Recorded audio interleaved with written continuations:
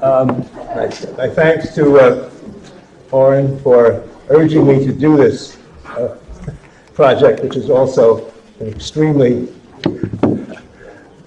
crazy idea, namely to put together the two books I published recently, one on Zionism and the other on the ecological crisis. Before beginning, I also would like to say that I take the test that Professor Rapkin offered and say that both of my parents were born in Russia, and which is how I think I got my genes for extremism and fanaticism. So this, however, is a displacement of the focal plane of this whole conference, without, however, leaving the subject of Israel. And it has to do with the fact that everyone in this room is living in end times. And the fact that is really the overriding condition of our civilization and species at this point is the crisis that has been developing for eons, but increasing at an exponential rate, between the disintegration of the natural foundations of civilization and civilization itself, such that it is certainly not trivial to say that we are in end times. We don't know what the end is, but we do know, or should know, or must know, that this is what's on the table before us, and it affects everything. And the point of this all too brief talk, I couldn't get it together. I mean, I wrote it and I didn't like it, and I wrote it and didn't like it, and, you know, and pushing a stone up a hill, I was Sisyphus. And I finally said, well, I'll just talk. And because I just want to alert us and make certain connections between this so-called ecological crisis and the theme of this conference, which is Israel and its legitimacy, leaving out huge amounts. But we do have this crisis, and I'm not going to give you the singular statistics about it, you know, the climate change, the fact that it is now confidently predicted by science that by the end of this century, half of the species in the world will have become extinct.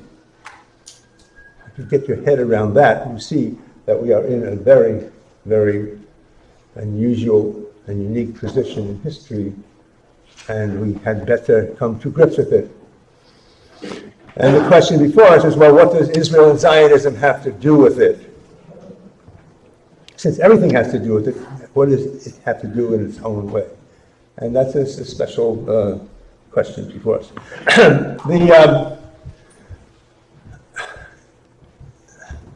The fact that this ecological crisis, which, if you put it in the language of ecology, asserts, first of all, that our being as part of nature and the nature in which we exist is constructed out of ecosystems that interrelate with each other and extend throughout the biosphere, if you will, and civilization itself. And in doing so, what I have been saying is that such systems are disintegrating. Things fall apart. The center cannot hold, as Yeats put it at the end of World War I. And now it's really happening. It's certainly happening in the unbelievable transformations now taking part in the United States that I will not have time to get into. Although there will be some connection towards the end. Now, this is rather well known, although chiefly denied, since we always have a nice day outside and a beautiful place like Cork, and we feel overwhelmed by it, but we cannot allow that feeling because we are all part of it.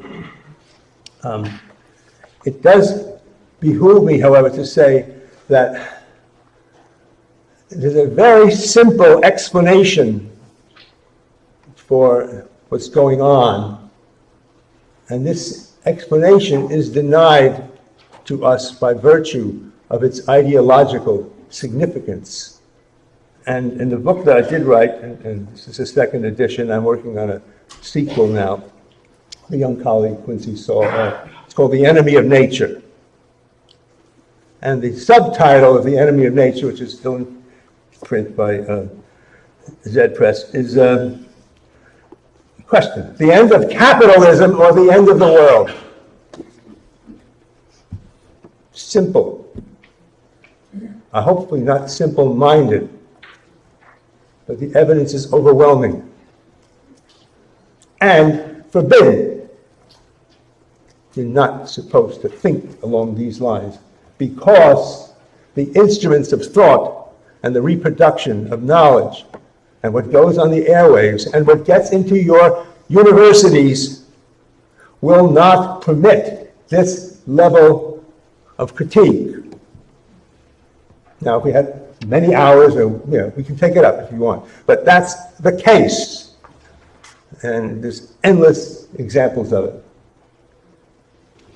And drop that subject right now, because to move on to the question at hand, which is Israel. But I want to put this in a moral existential frame at this point, and that is that though we cannot predict the outcome, we can do what Marx told his friend in 1843 to do, that we can't predict the outcome of the future, but we know what we have to do in the present, and that, said Marx, is ruthless criticism of everything existing. Criticism that is not afraid of its own conclusions, nor of the powers that be. So, this means that no matter what you are, if you just drifted in off the street here and you're a farmer or something, you still have to deal with that. We have to deal with it in the way of this conference, namely taking it up within the framework of Israel Zionism. Very inadequately, but to some point, if I can persuade you, shock you perhaps, to start taking this moral existential principle to heart, which means not that you drop everything and say, how can I stop climate change or the pollution of the oceans and so on and so forth. Although you should do that, but that's not the point. The point is that whatever is important to you should be seen in the framework of the existential and ecological crisis, including, of course, our notions about the Jewish state of Israel. And that's a critical point in this argument. Now, I want to point out beforehand that there's a lengthy theoretical chapter or two in The Enemy of Nature and in the work that I keep on doing, and obviously can't begin to touch upon this, or we can begin to touch on it, to simply say this. Now, when we're talking about the connectedness of entities and agencies and so on within this world, you can talk about them in two steps: the ecosystem being the bringing together of various entities. So like the people in this room are, in a sense, potential ecosystem. Okay. The question is, however, whether and the degree to which these points are differentiated or split from each other. And this, the theory goes on to say, if they're differentiated, there's mutual recognition and the possibilities of mutual growth. And if they're split, there is not mutual recognition and the denial of the possibilities for mutual growth. And one way of saying that the ecological crisis is caused by capitalism is to say that capitalism, by inserting money at every point in the human system and the ecosystem, by turning the whole world into commodities, introduces the money term, which splits everything apart from each other, because it all can be exchanged for money and lose its identity. And that's true, isn't it? But there's a whole lot more to be said about that. There's also a lot to be said about the fact that when we engage in in very common and exceedingly important processes, pathologies of social existence, you might say, like racism or sexism. We're also engaging in a degree of splitting. You know, we don't have common being with the other. The other is estranged from us. So this gets into the question of estrangements, and there's all kinds of philosophical points, needless to say, I'm not going to get into. But just to turn now to the state of Israel. Professor Rapkin mentioned Rabbi Kook, the elder, that's Abraham. The younger, Joshua, is also plays a big role. Abraham died in 1935. He said, and I quote, the difference between a Jewish soul and souls of non-Jews, all of them at all different levels, is greater and deeper than the difference between a human soul and the souls of cattle. Let that sink in for a moment. This is the founding father of the Zionist state. And his son said the same sorts of things right after the 67 war, and it's captured in a wonderful film, not wonderful, a very powerful and necessary film, The Settlers. How many people here have seen that film? Not many, it doesn't even show.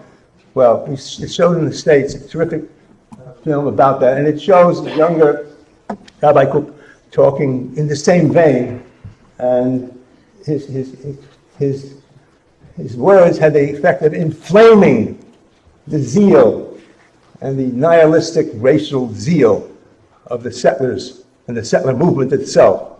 That was always present, of course, but became much larger. Now, the fact of the matter is there that the I'm going to take this. Oh yes, because in that audience, when younger Rabbi Kook was saying these things, was none other than Ariel Sharon, and he was cheering them on. So it brought, as you know, was a very religious man, Ariel Sharon. And he and Rabbi were on the same wavelength, and the settlers too. So we haven't had enough about the settlers in this conference, I do believe. But that's for all of you to take, and all of us to take into account. Now, talking about the Zionist project itself, and particularly in the state of Israel, we have to say that this is a very complex issue. Every country is complex in relationship to its ecology or environment, which is not a good term, but it's necessary sometimes. Israel has had many different troubles with the environment, which is more or less the case of its being a industrialized country, very highly modernizing, puts lots of poisons into the world and so on and so forth. But Israel also has tremendous resources in technology. It used to be, I think it still is, the country in the world with the highest percentage of PhDs in scientific pursuits of any country in the world. So that, and of course, a huge amount of money flows through Israel, principally from its patron.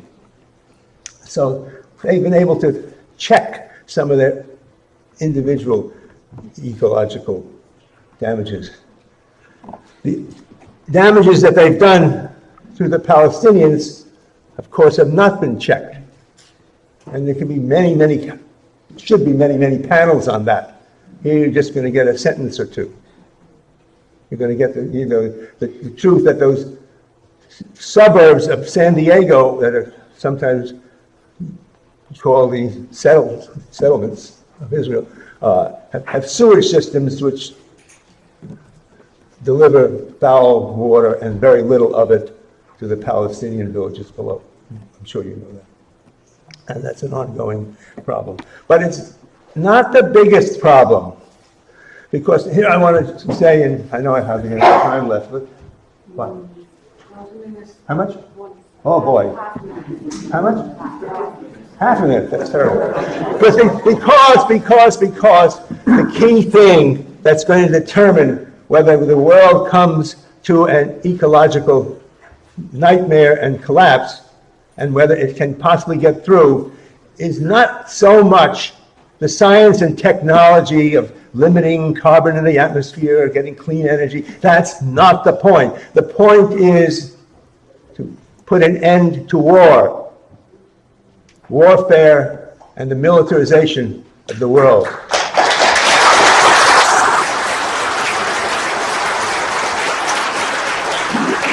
And I can't speak for what he's going to say, but I do hope that Jeff Halper shares with you some of his recent work on the profound embeddedness of Israel in the global military system, which is namely, of course, principally led by the United States, as we know, my hellish home, endless war-making machine. I have on my computer, forgive me, U.S. out of North America.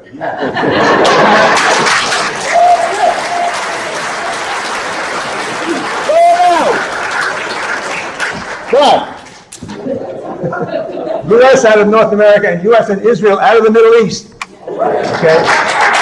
And you should know that the perpetual state of war that the United States has been engaged in the so-called Middle East, Western Asia, okay, is coordinated at every level with the state of Israel, which oddly enough hasn't sent any of its soldiers into Iraq or Libya or Syria, and so on. But we should know, must know that that's the strategic point of Israeli foreign policy, is to set up its stupid godfather U.S. so they can go and blunder away in these endless war and bring about millions of deaths and the ruins of society and so on and so forth.